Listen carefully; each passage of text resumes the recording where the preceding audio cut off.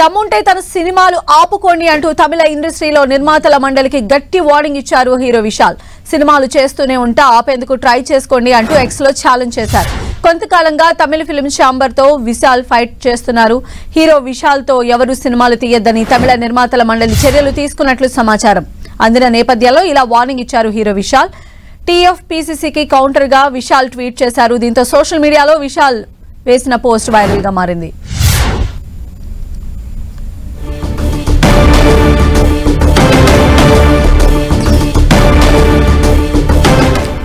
So అటు నిర్మాతలకు Tamil film ఇండస్ట్రీకి సంబంధించి విశాల్ చాలా ఘాటు వ్యాఖ్యలు చేశారు. ఎవరైతే తనపైన బ్యాన్ విధించారో వారందరూ కూడా ఎలా ఆపుతారో ఆపుకోండి, నేనైతే సినిమాలు కంటిన్యూ చేస్తా అని చెప్పి ఆయన ఒక ట్వీట్ పెట్టారు. ప్రజెంట్ అయితే ఇప్పుడు ఆ ట్వీట్ పైన తీవ్ర చర్చ అనేది జరుగుతోంది. మరిన్ని అప్డేట్స్ కూడా తెలుసుకుందాం. మా ప్రతినిధి వెంకట్ మనకు అందుబాటులో ఉన్నారు. వెంకట్, ఇప్పుడు విశాల్ చేసినటువంటి ఈ ట్వీట్ తో తమిళ ఇండస్ట్రీకి విశాల్ కి మధ్య ఉన్నటువంటి ఫిల్మ్ నిర్మాతల మండలికి విశాల్ కి మధ్య ఉన్నటువంటి గొడవ మరింత పెరిగిందని చెప్పి మనం భావించవచ్చా?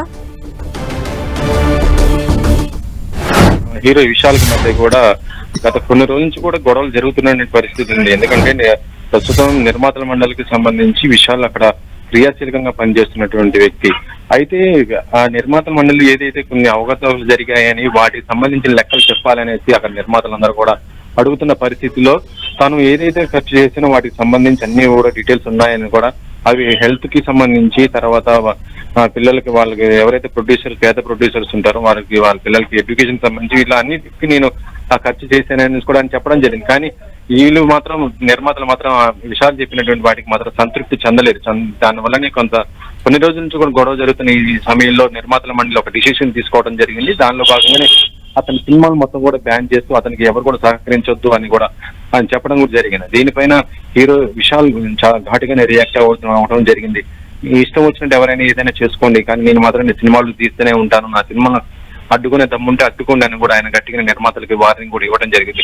ప్రస్తుతం ఇప్పుడు ఈ విషయం మాత్రం తమిళనాడులో మాత్రం పెద్ద చర్చనీయాంశమైందని చెప్పవచ్చు. ఎందుకంటే హీరో విశాల్ లాంటి వాడు ఇంత నిర్మాతల మండలితో గొడవ పెట్టుకోవడము, మొత్తం తను ఒక వన్ సైడ్ ఉండటం ఇప్పుడు మొత్తం కూడా చూస్తుంటే ఇది ఇంకా తీవ్ర రూపం దాల్చే అవకాశం అయితే ఉందని కూడా అంటున్నారు. ప్రస్తుతం మరి హీరోకి విశాల్ తన మాట కట్టుబడి ఉంటారా, లేకపోతే సారీ చెప్పేసి మిగతా ఆ విషయాన్ని క్లోజ్ చేసుకుంటాడని కూడా చూడాలి. ప్రస్తుతం అయితే తమిళ నిర్మాతల మండలి మాత్రం చాలా కఠినంగానే వ్యవహరిస్తున్నట్టుగా తెలుస్తుంది సంధ్య.